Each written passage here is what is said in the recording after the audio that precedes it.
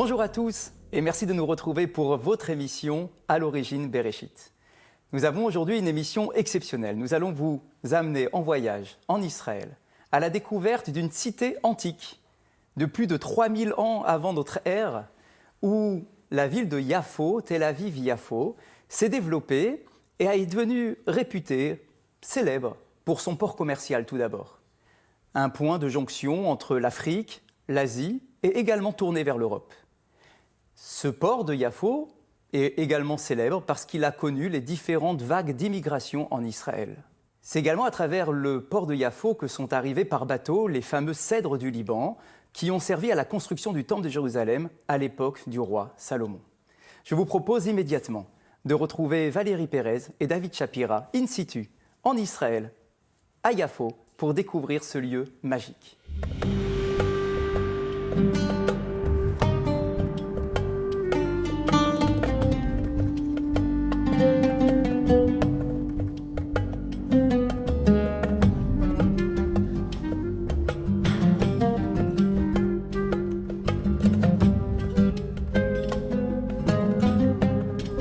Bonjour à tous, bienvenue. Merci à vous de votre fidélité à nos programmes. Nous sommes à Jaffa, dans le sud de Tel Aviv. Ça change, vous allez le voir, de cette ville blanche, la ville qui ne dort jamais, qui est juste derrière moi. C'est un endroit particulier, vous allez le voir aujourd'hui, car c'est un mélange de cultures. D'abord, une mixité qui vient de la population arabe, qui était locale, des Juifs qui sont venus après la Première Guerre mondiale et la Seconde Guerre mondiale. C'était diverses immigrations. Et puis la population immigrante d'aujourd'hui contemporaine, des Juifs qui viennent du monde entier. Alors dans cette émission, nous allons visiter Jaffa, Yafa en hébreu qui veut dire la belle. Jaffa qui se situe sur le littoral méditerranéen avec un port de pêche qui est le port le plus vieux du monde. Alors David Shapira, cette ville de Jaffa, elle est particulière. D'ailleurs, elle n'existe comme nulle part en Israël, comme nulle part dans le monde. Et déjà, il y avait déjà énormément d'habitants ici dans les années 30, puisque 69 000 personnes habitaient à Jaffa.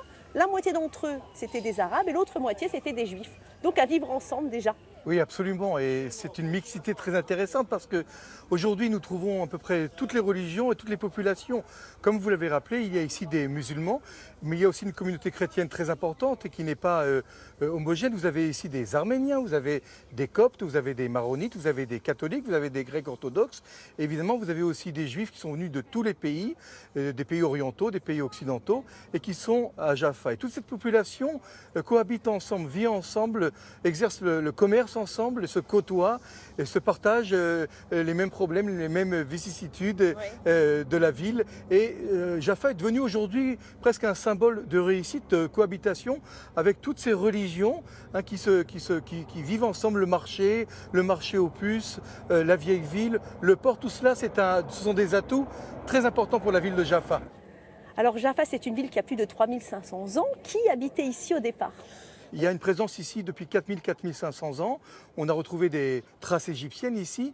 Mais la population qui habite sur la côte et à Jaffa, c'est une population qui exerce le métier de commerce maritime. Ce sont en fait des personnes d'origine grecque qui viennent de Rhodes, qui viennent de la mer d'Égée et qui pratiquent le commerce maritime, car cette région-là est en fait un pont entre deux grands continents, l'Afrique et l'Asie. Et le commerce passe par là, les marchandises arrivent ici ou partent d'ici en direction de l'Europe. Ceci dit, Jaffa n'a jamais joué d'une énorme présence juive. Ça a toujours été une ville à majorité non juive, soit païenne grecque à l'époque de l'Antiquité.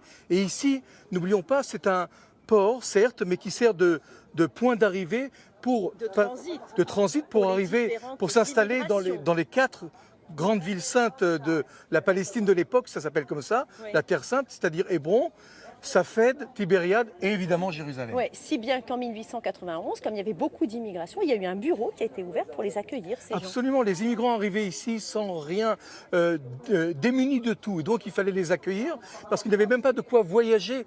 C'était pendant l'époque de la première, seconde et troisième alia, cette première vague d'immigration à partir de 1882, des gens qui étaient complètement démunis.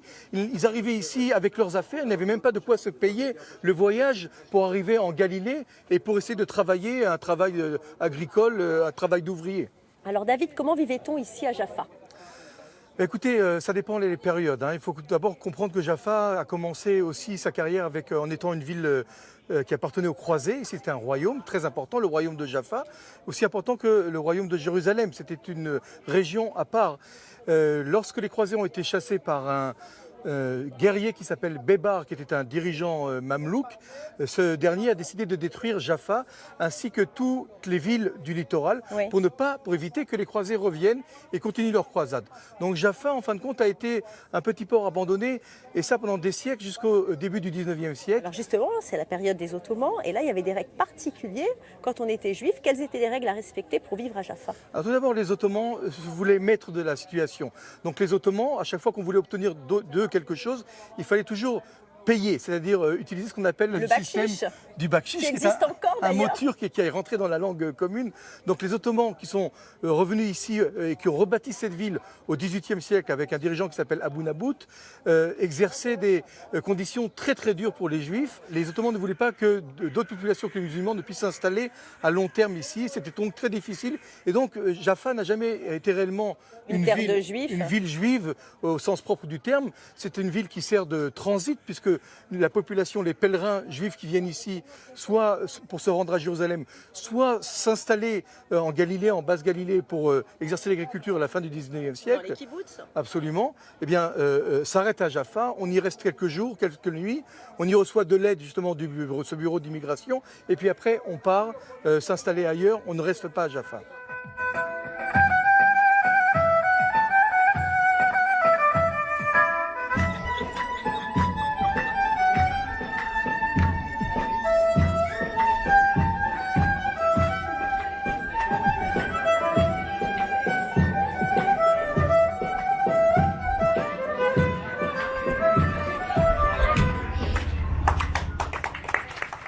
Alors justement, David, nous sommes devant une sculpture particulière, puisque dessus, des symboles qui représentent le judaïsme, 3 symboles importants: le sacrifice d'Isaac, le rêve de Jacob et la prise de Jéricho. Absolument. Sacrifice d'Isaac qui est lié à Abraham. Abraham est le premier patriarche qui se voit demander par l'Éternel de quitter la terre de ses ancêtres, qui était la ville de Our, en Mésopotamie, et il doit s'installer, il doit arriver en Terre Sainte, la terre qui est promise par l'Éternel.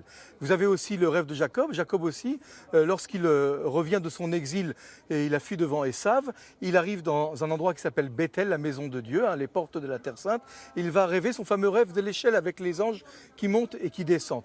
Et vous avez, après toutes ces promesses, la réalisation, la concrétisation de toutes ces promesses divines, qui est la conquête de Jéricho, qui est la première ville qui est en fait conquise par les Hébreux, puisque les Hébreux seront obligés, selon l'ordre de l'Éternel, de tourner 7 fois avec des trompettes et de sonner autour des murailles de Jéricho pour que ces murailles s'effondrent et que Jéricho soit prise par les Hébreux. Alors on va parler maintenant de la situation de Jaffa. David, dans les années 30, 69 000 personnes habitaient ici, la moitié des Juifs, la moitié des Arabes. Mais Jaffa subit... Avant la création de l'État d'Israël. Jaffa subit une profonde transformation. En fait, c'est dû à l'arrivée d'Hitler au pouvoir le 30 janvier 1933.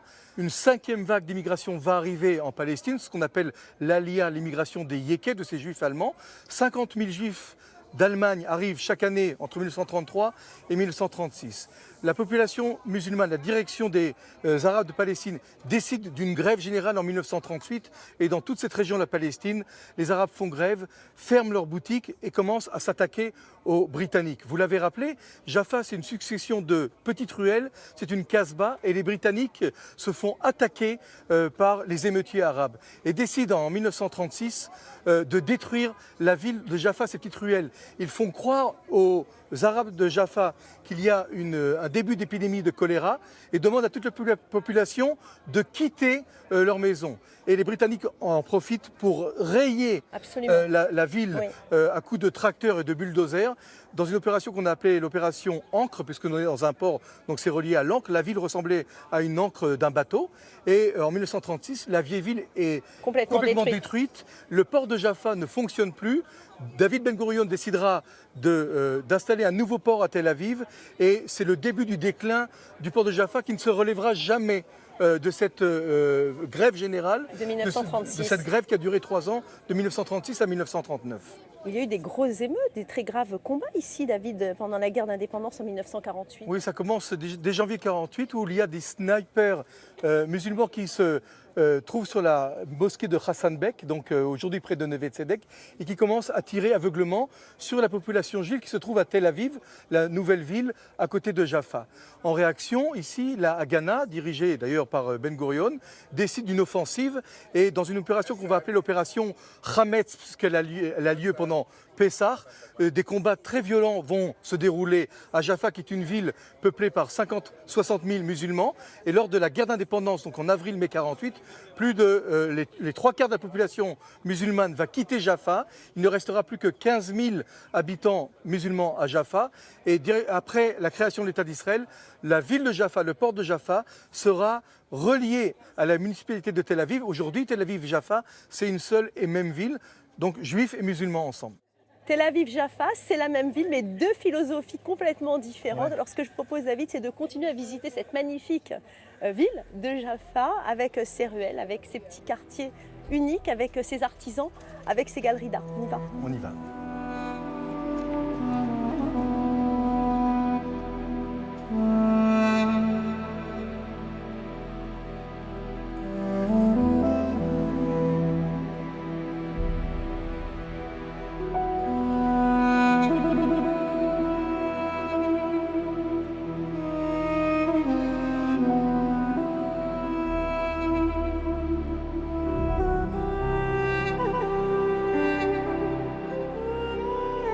Et nous nous trouvons dans ces ruelles de Jaffa. Dans quelques instants, nous allons aller visiter une synagogue, David.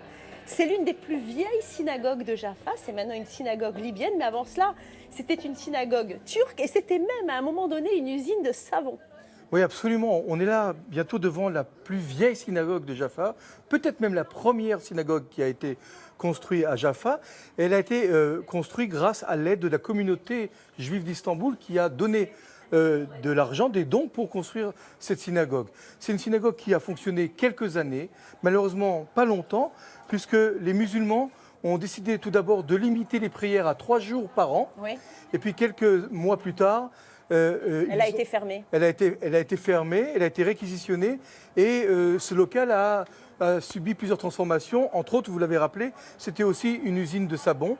Et à la guerre d'indépendance en 1948, les forces israéliennes arrivent ici et là, un prêtre franciscain s'approche des soldats et leur dit « J'ai la clé de la synagogue, voici la clé de la synagogue de Jaffa ». Et on rouvre la synagogue et c'est la communauté libyenne qui arrive ici dans les années 50 qui va prendre possession de ce bâtiment et va organiser une vie communautaire selon le rite libyen dans cette synagogue à Jaffa. Alors, on va la visiter. Et voilà, David. La synagogue syrienne. Shalom, shalom. Toda rabba. Alors voilà ça.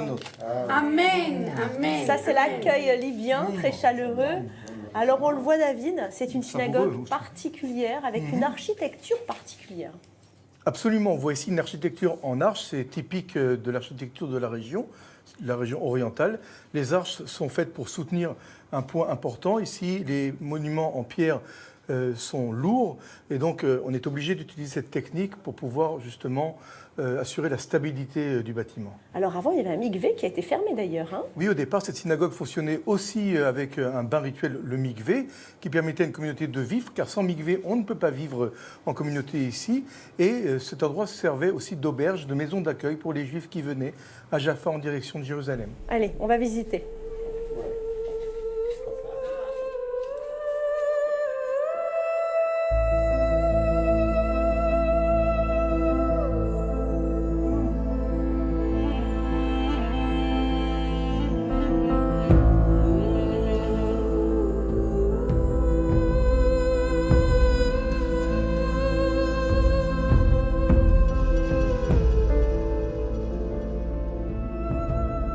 La synagogue libyenne dans laquelle nous sommes reçus aujourd'hui avec beaucoup de générosité, beaucoup de gentillesse. D'ailleurs, pour l'occasion, vous êtes tous venus habillés en tenue traditionnelle libyenne.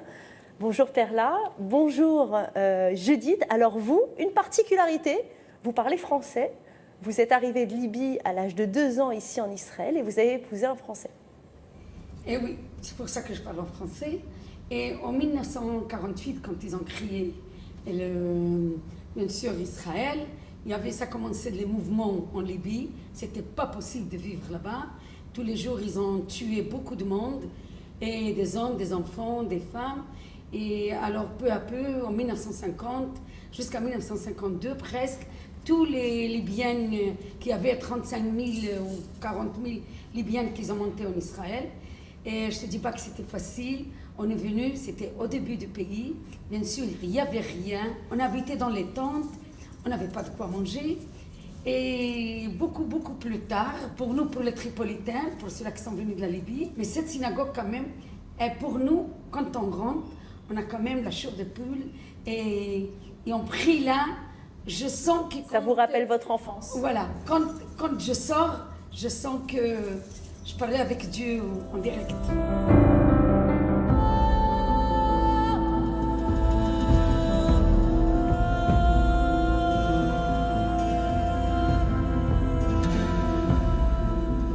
David, nous sommes précisément ici sur les marches que l'on appelle les marches de la Seconde Aliyah. Pourquoi? Parce que les Juifs de Russie arrivaient après des pogroms en Russie sans précédent. Absolument. Ici, ce sont des marches qu'on appelle les marches de la Seconde Aliyah, la seconde vague d'immigration. Mais en fait, tout le monde arrive ici. Quand on arrive en Palestine de l'époque, ça s'appelait ici la Palestine, tout le monde grimpe ces marches, que ce soit la première vague d'immigration, la seconde Aliyah, et même jusque dans les années 1930. Ils sont tous passés par là. Ben Tout Gurion, le monde passe Ben-Zvi, par là. Shimon Peres. Les grands personnalités et personnages Les pères fondateurs. absolument qui ont fondé ce pays sont passés par là. On pourrait même évoquer Théodore Herzl qui vient ici en 1898 pour visiter cette province qu'il veut acheter au sultan ottoman. En 1898, il passe par ces marches. En 1906, un jeune sioniste exalté du nom de David Ben Gurion monte ces marches. Des présidents, des hommes qui seront des présidents de l'État d'Israël, comme Yitzhak Ben-Zvi ou Shimon Peres, montent par ces marches, car c'est par là qu'on arrivait, encore une fois, jusque dans les années 1930, où les Britanniques vont aménager un port moderne qu'ils appelleront Haïfa. Mais pour l'instant, tout le monde passe par là.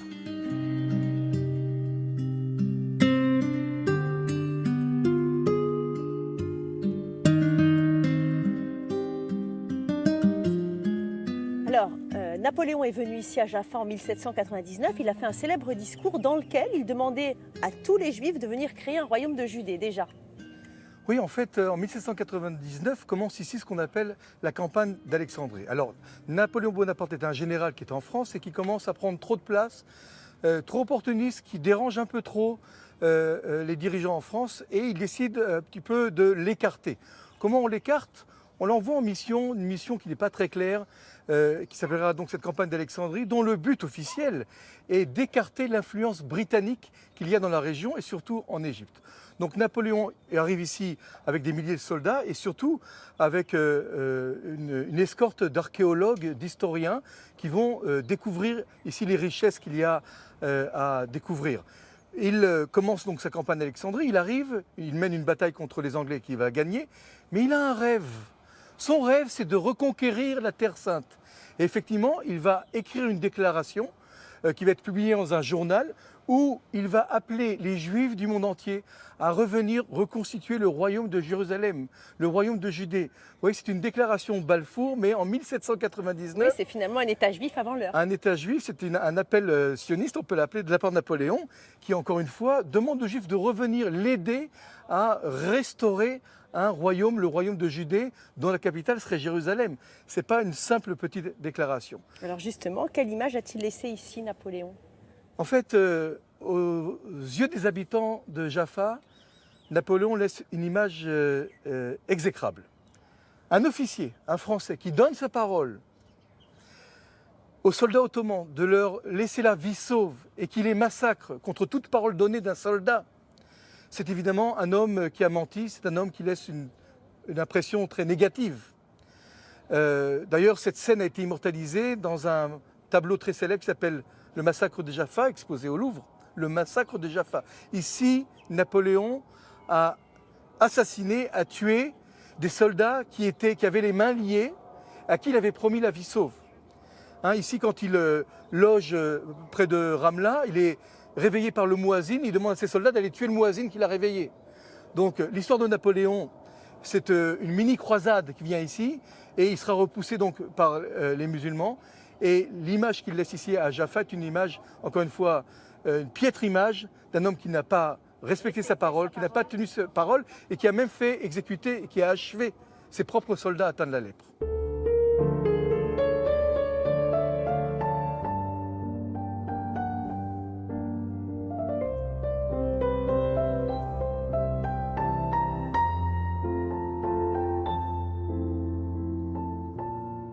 Nous sommes ici pour évoquer la ville de Jaffa et les premières références de cette ville se trouvent dans la Bible. Alors David, c'est donc ici que Jonas avait vécu son aventure, il était passé par-dessus bord, c'est bien ça? Oui, en effet, le prophète Jonas a commencé sa carrière, je dirais presque ici. Alors Jonas est un prophète très important. Jonas, c'est un livre qu'on lit d'ailleurs le jour de Kippour, qui est le jour le plus saint de l'année. Et c'est une histoire absolument rocambolesque. En effet, Jonas est avalé dans le ventre d'une baleine. Et il va y rester pendant 3 jours. Alors vous nous parlez de Jonas, de cette belle histoire de Jonas, mais il y a aussi dans le livre de Josué une référence à la ville de Jaffa parce que c'était la ville bordurière pour la tribu de Dan. Absolument. La ville de Jaffa est rappelée dans le livre de Josué et la tribu de Dan qui s'est installée ici a conquis Jaffa.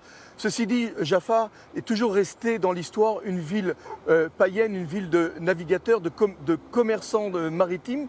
Et nous savons que le bord de mer de cette terre sainte a toujours été habité par des Philistins ou par des Phéniciens. Ce sont des personnes qui viennent de la Grèce et qui connaissent et qui savent exercer le commerce maritime. Ce que les Hébreux ne savaient pas trop quand ils viennent, ils sortent esclaves d'Égypte, ils arrivent dans cette terre-là, ils sont plus bergers, soit agriculteurs, mais les Hébreux qui arrivent là ne sont pas des grands commerçants marins, donc Jaffa, comme Gaza, comme Ashkelon, resteront des villes qui sont des villes à commerce maritime avec une population à majorité étrangère et païenne. Autre référence, Salomon qui fait venir des cèdres du Liban pour construire le second temple.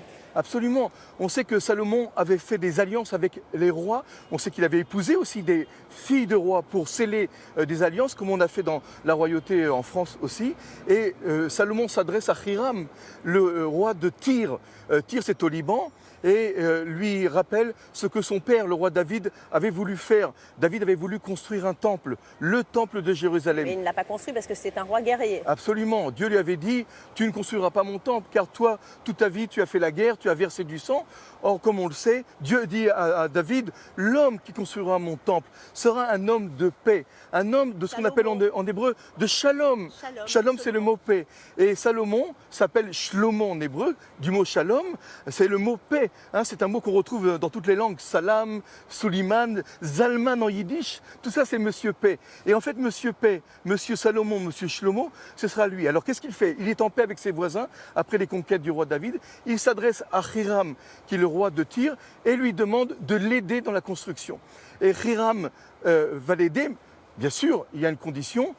Le roi Salomon fournira de la nourriture, des vivres et de quoi manger au roi de Tyr. Et en contrepartie, le roi de Tyr lui donnera des cèdres du Liban.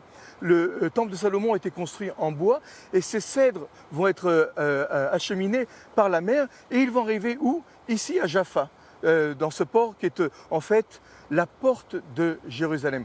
Car Jaffa a aussi une importance capitale. Jaffa est le port le plus proche de la ville sainte, la ville de Jérusalem. D'ailleurs, les croisés appelaient Jaffa le port de Jérusalem. On sait qu'à Jérusalem, il n'y a pas de port. Le port de Jérusalem, c'est Jaffa.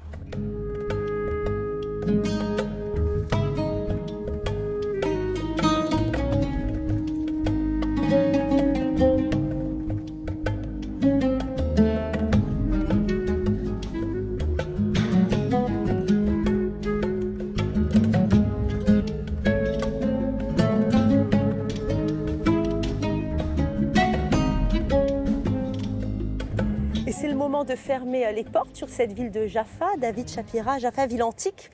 Oui, oui, tellement antique qu'on raconte même que Noé, après le déluge, serait enterré dans un des rochers sous la mer, justement à Jaffa, et qu'il a donné le nom de Jaffa à l'un de ses fils, Yéphet, Shem, Ham et Yéphet, qui est le mot joli, Yafé, Jaffa, donc la ville de Jaffa est la plus belle ville du monde. Oui, Jaffa, ville archéologique également, on a vu de nombreux vestiges. Absolument, les Égyptiens étaient ici, on a vu aussi les Cananéens, on a vu des Hébreux, on a vu les croisés, on a vu les Mamelouks, on a vu ici les Ottomans et les Juifs qui sont revenus par Jaffa en Israël. Et Jaffa, ville historique avec de nombreux touristes qui viennent ici en quête de leur identité. Absolument, je crois qu'on ne peut pas visiter Israël sans venir au moins une fois se promener à Jaffa. Jaffa avec ce judicieux mélange culturel qui fait d'elle une ville unique au monde.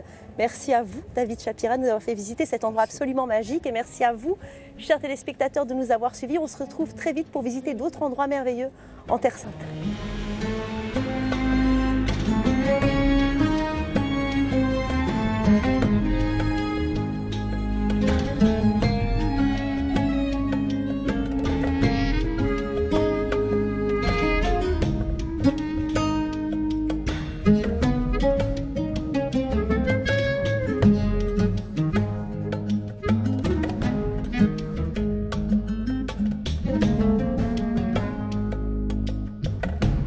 David Shapira, vous êtes historien, guide, en particulier en Israël, bien évidemment. Et j'ai le plaisir de vous retrouver, effectivement, après ce reportage que nous venons de voir, sur les singularités, les particularités du port de Yafo et de la ville de Yafo. Pour commencer à nous présenter cette ville, on nous parle d'une porte, la porte de Ramsès, qui a été découverte, justement, dans les fouilles archéologiques de la ville de Yafo. Alors en effet, ce qu'on retrouve à Yafo de plus ancien, je parle de ce qu'on peut toucher, de ce qu'on peut regarder, c'est cette fameuse porte de Ramsès II, qu'on estime à environ 15 ou 16 siècles avant notre ère. Donc on parle à l'époque des patriarches. Donc cette ville est très ancienne, c'est un port extrêmement ancien, peut-être l'un des ports les plus anciens de notre civilisation. Et ça, ce qui est important, dans la tradition juive, cette ville est identifiée au fils de Noé, à l'un des trois fils qui s'appelle Yéphet et qui signifie la beauté. Yafo signifie aussi la beauté. Et donc Yafo, c'est le symbole aussi de l'esthétisme, de l'esthétique, du beau. Et la tradition raconte que Noé aurait été enterré sous un des rochers du port de Jaffa par l'un de ses fils, donc Yéphet.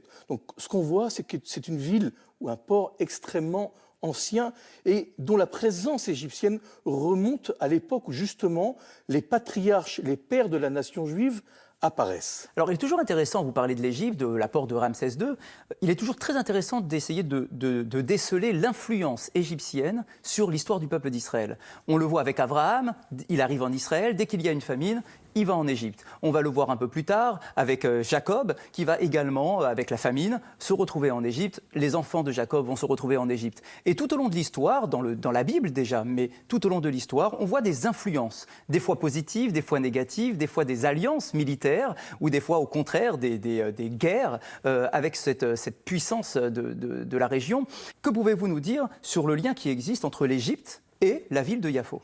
Il y a un lien extrêmement intime et profond entre l'histoire justement du peuple juif et l'Égypte qui est présente. Yafo est égyptienne 15, 16, 17 siècles avant notre ère, d'ailleurs jusqu'à l'apparition des Hébreux qui quittent l'Égypte et qui arrivent dans la terre de Canaan. Donc pendant plusieurs siècles, Yafo, c'est la porte de l'Égypte vers l'Asie mineure. Et Yafo est égyptienne.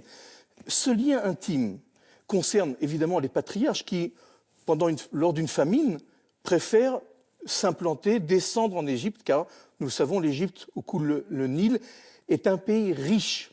Mais aussi, Jacob est appelé par Joseph, aussi dans le cas d'une famine, pour séjourner en Égypte. Et puis, nous le savons, et ça c'est toujours par rapport à Jaffa, le peuple juif naît ou connaît sa naissance en Égypte, où il devient esclave, où il sort d'Égypte. Donc, si vous voulez, Jaffa, la belle, c'est la porte de l'Égypte dans cette région.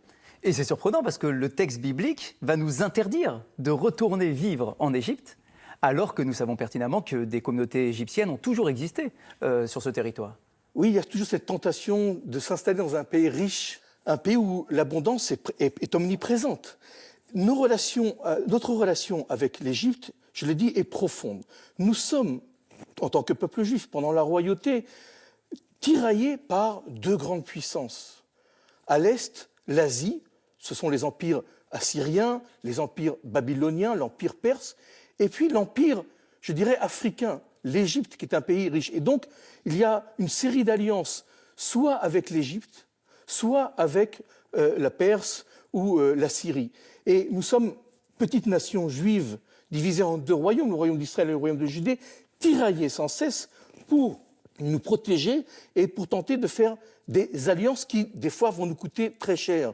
Car les Égyptiens ne seront pas toujours à nos côtés pour nous défendre, si vous voulez, de la menace qui vient de l'Asie par l'Empire babylonien, par exemple, ou l'Empire assyrien. Alors, la ville de Yafo, c'est nécessairement son port.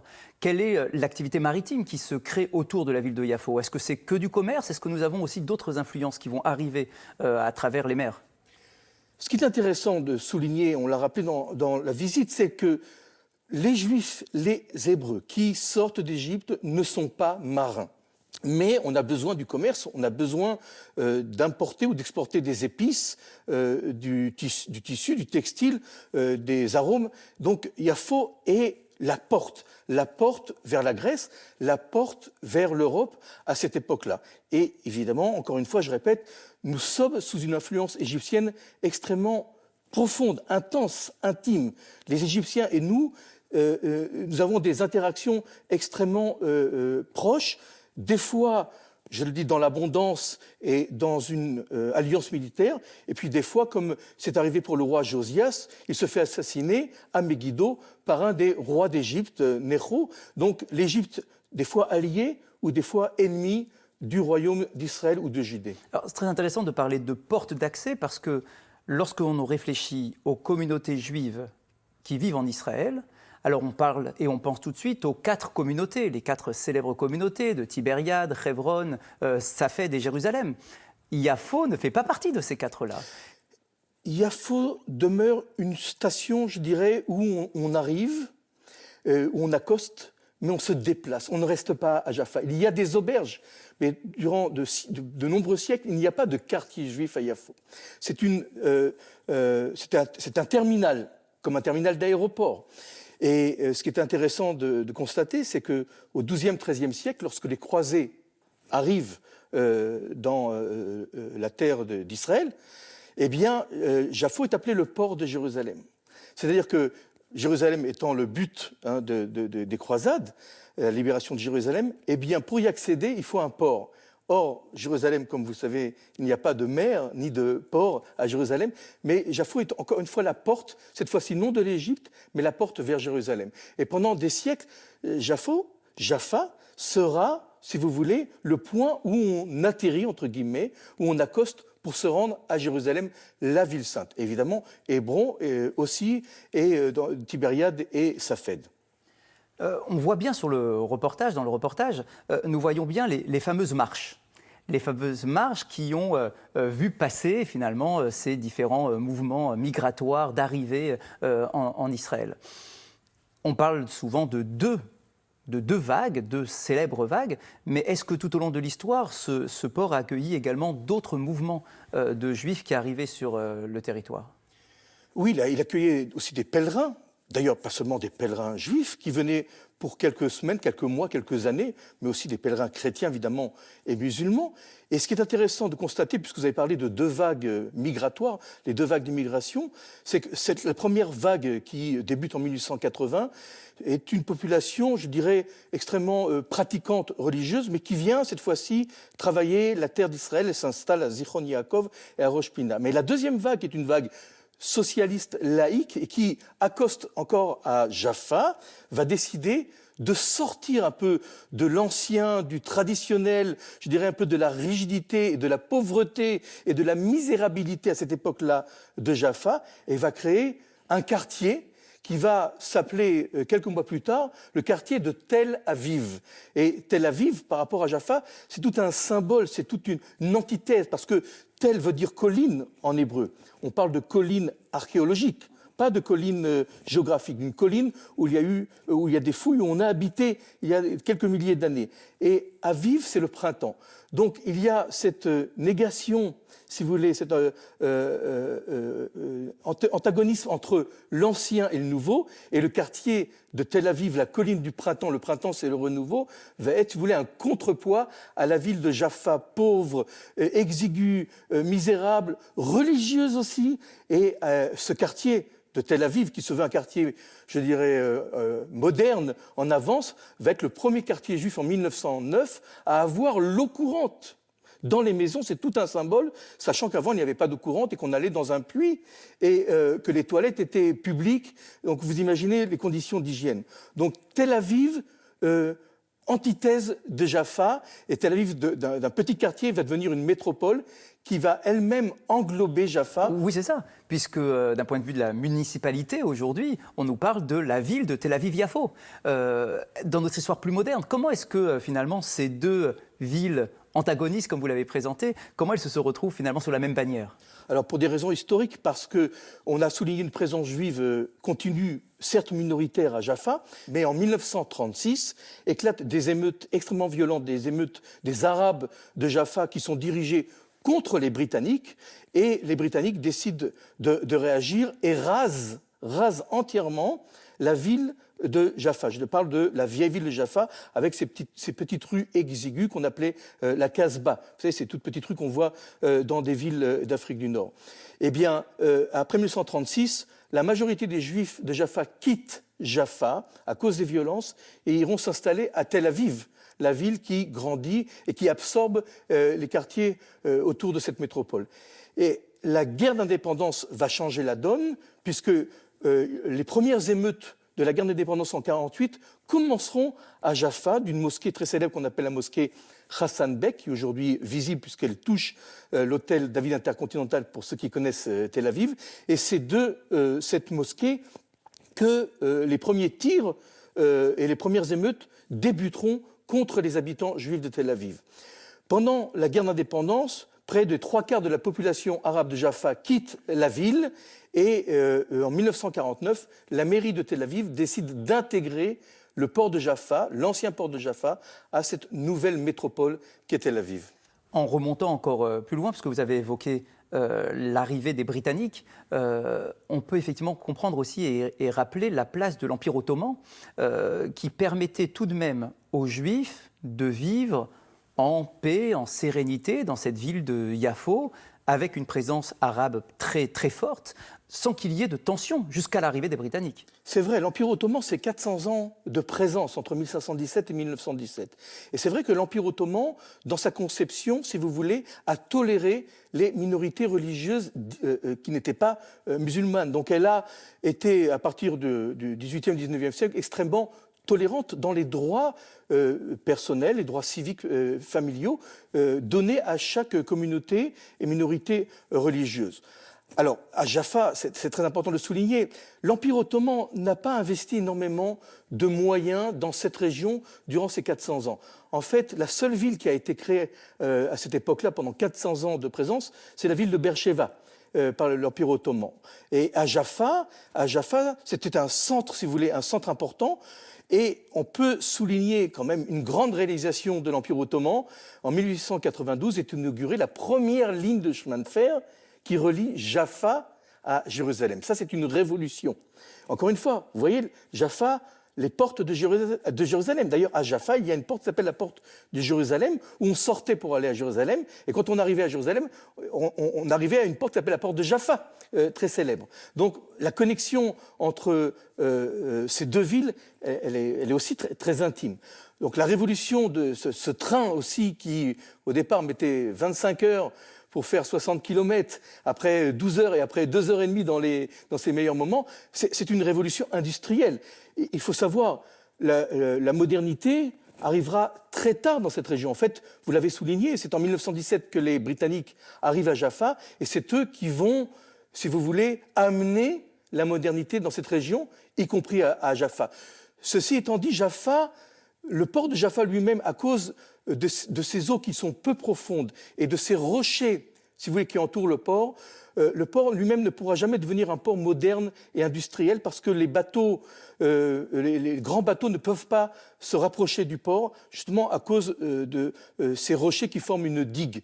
Et les Britanniques préféreront investir dans un petit village, un petit port qui s'appelle Haïfa, pour le transformer en port industriel.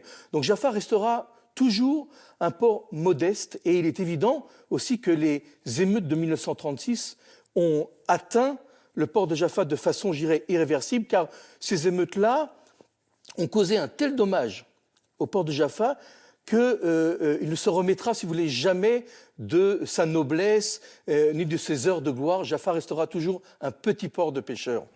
Dans le reportage, j'ai été sensibilisé par cet arbre suspendu. Un arbre qui est dans une coque, en réalité, qui n'est pas rattaché à la terre. Et pourtant, cet arbre se développe. Est-ce qu'il y a une volonté ici recherchée, alors bien évidemment, au-delà de l'aspect touristique et intéressant, est-ce qu'il y a un aspect aussi de voir peut-être un peuple qui s'implante ou qui arrive à trouver son épanouissement, bien que des fois le lien avec la terre soit coupé ? Le sculpteur Ran Morin qui a créé cette magnifique sculpture essaye de nous faire passer un message un peu attristant. En fait, cet oranger qui est détaché de la terre, eh bien, représente ce qu'était Jaffa avant.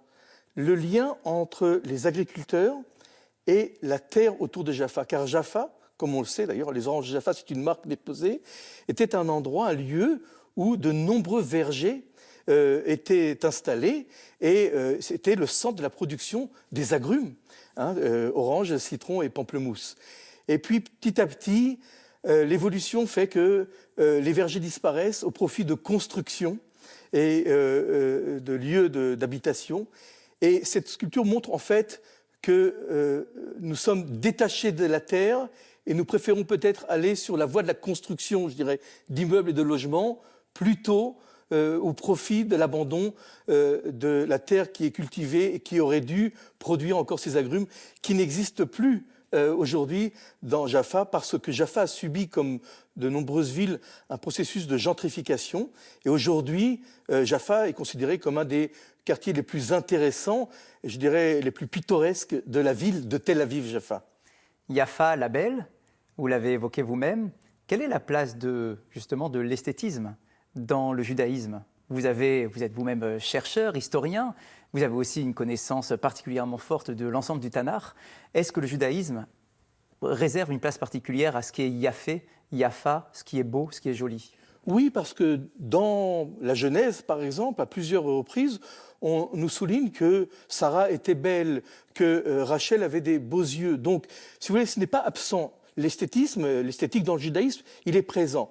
Mais il ne revêt pas une forme capitale. On n'est pas à la recherche de l'esthétisme. On ne le rejette pas, on le souligne, mais évidemment, des valeurs comme la sagesse, l'intelligence, le mérite, les actions, l'engagement sont des valeurs plus importantes et qui prennent beaucoup plus de place que l'esthétisme. Encore une fois, qui n'est pas repoussé, il n'est pas refoulé, il existe, il est présent, mais il ne constitue pas un but, un objectif ultime à atteindre, comme c'était peut-être le cas dans la culture grecque. Yefet signifie en fait ce berceau hellénistique, la recherche de la beauté, la recherche de l'esthétisme. Ce n'est pas une valeur essentielle, c'est une valeur, mais pas essentielle aux yeux du judaïsme et aux yeux des sages du judaïsme. C'est peut-être pour ça d'ailleurs que lorsque Noé, puisqu'on dit qu'il serait à l'origine de cette ville, lorsqu'il s'adresse à ses enfants, en tout cas les deux qu'il garde dans son giron, Shem qui représente le bon, Yafet qui représente le beau, il dit à ses deux enfants, toi Yafet, tu auras du sens lorsque tu seras sous la tente de ton frère Shem. C'est-à-dire qu'effectivement, l'esthétisme peut être orienté positivement lorsqu'il est connecté à ce qui est profondément bon, et on peut effectivement trouver cet équilibre dans la Torah et dans le judaïsme. David Shapira, merci beaucoup de nous avoir fait découvrir cette ville magnifique, cette ville belle, Yafo, Jaffa en français, et que nous puissions tous avoir l'occasion, justement, de prendre nos valises et de voyager, aller à la découverte directement de cette ville magnifique et de cette histoire ancestrale du peuple d'Israël, mais pas simplement, de l'ensemble de l'humanité dans cette région. Merci de nous avoir suivis. Vous pourrez retrouver notre entretien sur l'application de France TV et sur le site francetv.fr. Passez un très bon dimanche et à bientôt.